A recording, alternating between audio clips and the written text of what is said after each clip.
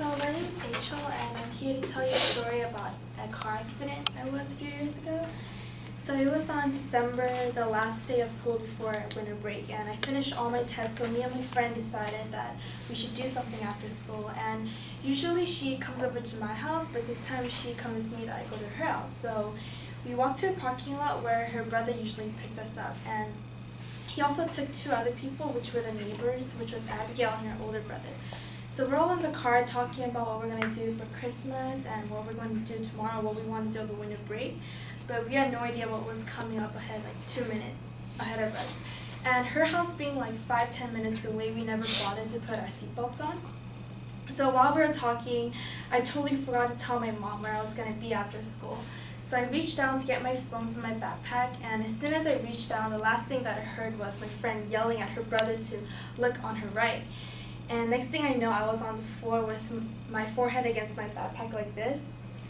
And when my eyes began to focus, I realized that there was red liquid pouring down my backpack. And at the moment, I was in so much shock, so I didn't feel any pain. Like, I was totally fine. I was just trying to figure out what happened. And when I put the situation together, I realized I was in a really big car accident, and my friend was actually on top of me. So I assumed that the blood was actually coming from her, not me, since I didn't feel anything. And I felt her get up, and my friend helping her up, and my friends were trying to help me up, but I just couldn't move because I was in so much shock, and my bones and my muscles were like locked up. And I started panicking because there was just that feeling where I felt like I got hit really hard by a truck, and I was just gasping and choking for air. And I just started panicking because I was like, I feel like I can't breathe, and I couldn't even talk to them. So I had to tell myself that I had to calm down and tell myself it's going to be okay. So after 2 minutes, I was able to sit up and turn around and tell my friends I was okay. So I turned around and I told them, oh, I'm fine. But once they saw me, they yelled at me and they pulled me onto the seat and they told me to lay down. And I had no idea what was going on. And they're like, look at your forehead, it's bleeding.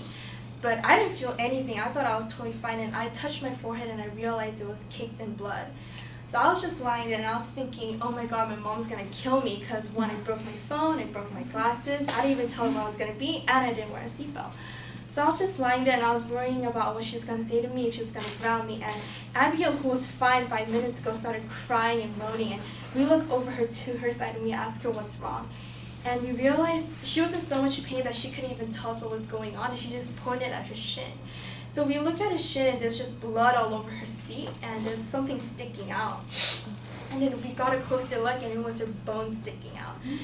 And then finally the ambulance came and took her away, and they came up to me and they're like, get on the gurney. But I was more scared of my mom than the situation itself because I knew she was So at that point I was like, you know what, I'm okay, I'll just go visit the hospital on my own because I wanted to go home and just sleep and lie to her that I just fell on a rock and like hit my forehead. But of course it was more serious than that. So they took me on the gurney and I was in the ambulance and they're driving me to the hospital. And the moment I laid down and got in the gurney, I felt really sick and tired and I wanted to go to sleep. I started getting a massive headache, but then they kept asking me questions on the way, like what's your name, what's your phone number, and not even once or twice, but the whole ride there, and it was 25 minutes. And I was just so tired and I just wanted to sleep, and it was really annoying, but later I found out it's because they wanted me to stay awake. And so later on I wake up from the operation and I realized I had 81 stitches on my forehead, and I didn't feel anything the whole time because I guess my body was in shock. But my other friend Abigail, who woke up right next to me, she broke all the bones on the right side of her body and her bones stuck out of her jeans like this. So she broke her shin like this. And the doctor came in and she's like, oh, you guys are lucky you guys aren't in critical condition because you guys didn't wear your seatbelts.